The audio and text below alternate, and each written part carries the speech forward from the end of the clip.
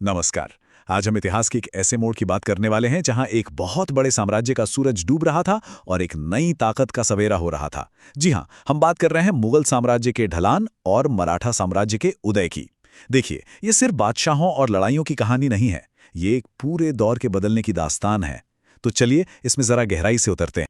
लेकिन क्या इतिहास की कहानी वाकई इतनी सीधी और सिंपल होती है जैसा हमें अक्सर किताबों में या कहानियों में बताया जाता है? क्या एक इतने बड़े साम्राज्य का पतन सिर्फ एक इंसान की गलतियों का नतीजा हो सकता है, या फिर कहानी में और भी बहुत कुछ छिपा है? अब देखिए, ये स्लाइड काफी दिलचस्प है। ये दो अलग अलग नजरिए दिखाती है। एक तरफ है वो आम कहानी जो हम सब सुनते हैं कि बस औरंगजेब की नीतियों ने ही अकेले पूरे साम्राज्य को तबाह कर दिया। और दूसरी तरफ है हिस्टोरिकल एनालिसिस, जो ये बताता है कि असल में कई वजहें थी जिन्होंने मिलकर धीरे धीरे इस पतन को अंजाम दिया। आज की हमारी ये जो पड़ताल है वो इसी गहरी एनालिसिस पर आधारित होगी। तो चलिए इस आम कहानी से आगे बढ़कर देखते हैं कि असल में हुआ क्या था। तो चलिए अपनी जांच शुरू करते हैं सबसे पहले और सबसे चर्चित फैक्टर से, बादशाह औरंगजेब की नीतियां। देखिए, हमारा मकसद यहाँ किसी को हीरो या विलन बनाना नहीं है, बल्कि सिर्फ नीतियों और उनके असर को बिना किसी पक्षपात के समझना है। औरंगजेब की दक्कन पॉलिसी को ही ले लीजिए। इस स्लाइड पर लक्ष्य और असर का जो फर्क है वो कमाल का है। मकसद क्या था? साम्राज्य को और मजबूत करना, दक्कन के राज्यों को मुगल शासन के नीचे लाना।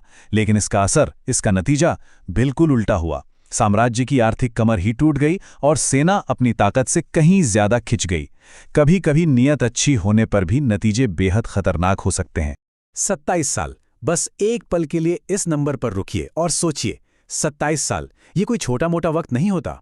औरंगजेब ने अपनी जिंदगी के आखिरी 27 साल दक्कन की लड़ाइयों में गुजार दिए।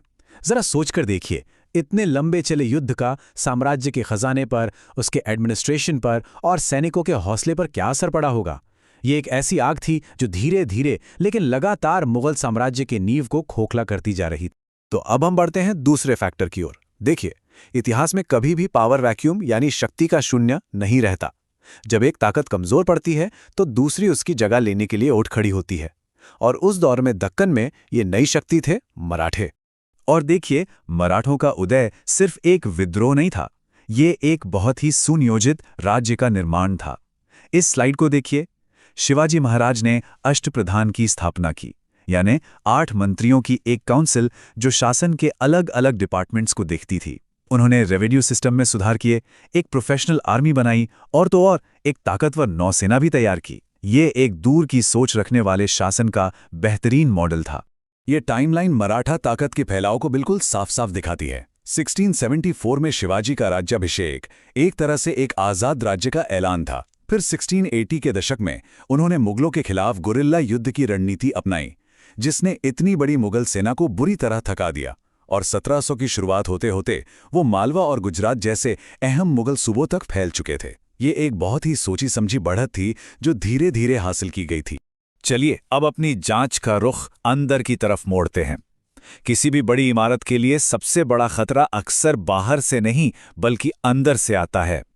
मुगल साम्राज्य के साथ भी सच कहें तो यही हुआ। इसकी नींव में अंदर से ही दरारें पड़ने लगी थीं। ये चार्ट हमें दिखाता है कि अंदर क्या क्या चल रहा था।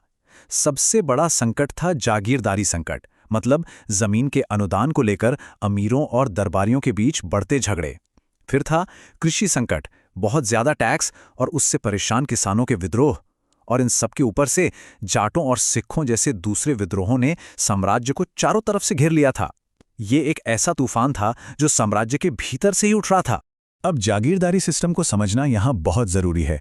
इसे मुगलों की प्रशासनिक रीढ़ की हड्डी समझिए। बादशाह अपने अमीरों यानी जागीरदारों को मिलिट्री और एडमिनिस्ट्रेटिव सर्विस के बदले में जमीन से रेवेन्यू वसूलने का हक देते थे। लेकिन जब देने के लिए अच्छी जमीनें कम पड़ने लगीं और लेने वाले ज्यादा हो गए तो पूरा सिस्टम चरमराने लगा। यही था जागीरदारी का संकट। इतिहास को पढ़ते वक्त एक बहुत ही जरूरी काम होता है, सबूतों और सिर्फ सुनी सुनाई कहानियों के बीच का फर्क करना।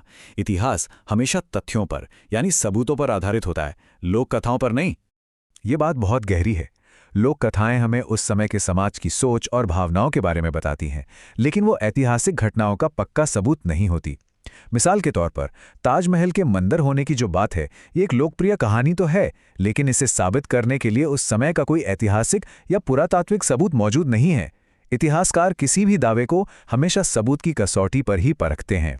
तो फिर एक इतिहासकार की तरह सोचा कैसे जाए? जरा इस स्लाइड को देखिए। ऐतिहासिक सबूत में क्या आता है? उस समय के रिकॉर्ड्स, पुरातत्व की खोज और इमारतों का आर्किटेक्चरल एनालिसिस। दूसरी तरफ काल्पनिक कहानियां बाद में लिखी गई बातों, मौखिक परंपराओं और लोक कथाओं पर आधारित होती हैं। असली इतिहास को समझने की चाबी इन स्रोतों को बारीकी से जांचने में ही है। तो इन सारे सबूतों और विश्लेषण के बाद आखिर हम किस नतीजे पर पहुंचते हैं? मुगल साम्राज्य के पतन की असली वजह क्या थी? चलिए सारे तथ्यों को एक साथ रख कर देखते हैं। ये टेबल पूरी कहानी का सार हमारे सामने रख देती है, तो चलिए इसे एक एक करके समझते हैं। पहला फैक्टर, औरंगजेब की नीतियां। इसका असर क्या हुआ? साम्राज्य आर्थिक और सैन्य रूप से कमजोर हुआ। दूसरा फैक्टर, मराठों का उदय। इसका नतीजा, मुगल सत्ता को एक जबरदस्त चुनौती मिली। और तीसरा, अंदरूनी संकट जैसे जागीरदारी। इसका असर, साम्राज्य अंदर से खोखला हो गया। तो सबसे अहम बात यह है कि कोई एक अकेली वजह नहीं थी, ये इन सभी वजहों का मिला-जुला असर था। और यही इतिहास का फैसला है। मुगल सूर्यास्त कोई एक दिन में हुई घटना नहीं थी, बल्कि ये एक लंबी, उलझी हुई शाम थी जो कई सारे दबावों के एक साथ आने से हुई थी। ये एक धीमी प्रक्रिया थी जो दशकों तक चली और जिसने भारतीय उपमहाद्वीप का चेहरा हमेशा हमेशा के लिए बदल कर रख दिया। और आखिर में ये एक सवाल जो सोचने पर मजबूर करता है। जब हम इतिहास पढ़ते हैं तो क्या हम किसी हीरो या विलन को ढूंढ रहे होते हैं, या फिर हम पूरी तस्वीर को उसकी सारी जटिलताओं के साथ समझने की कोशिश कर रहे होते हैं? देखिए, चीज़ों को आसान बनाने की चाहत तो होती है, लेकिन असली समझ हमेशा कॉम्प्लेक्सिटी को स्वीकार करने से ही आती है। अगली बार तक इस पर जरूर सोचिएगा।